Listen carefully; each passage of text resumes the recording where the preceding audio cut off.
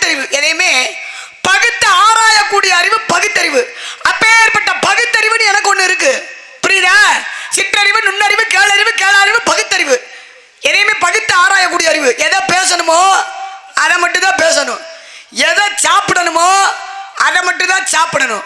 ஒரு விஷயம் என்ன தெரியுமா, இந்த இடத்துல எதை பேசுறதும் தெரியறத காட்டிலும் எதை பேசக்கூடாதுன்னு தெரிந்தவர் தான் அறிவாளி, புரியுதா? அதே சமயத்தில் ஏழாவது அறிவு அப்படின்னா யாருக்கு? ரிஷிகள் முனிவர்கள் இருக்காங்க. மனிதரை காட்டிலும் ஓர் அறிவு கூடன்னு உங்களுக்கு சொல்லி வச்சிருக்காங்க ரிஷிகள் முனிவர்களுக்கு. ஏழாவது அறிவு. எட்டாவது அறிவு இறைவனுக்கு சொல்லி வச்சிருக்காங்க.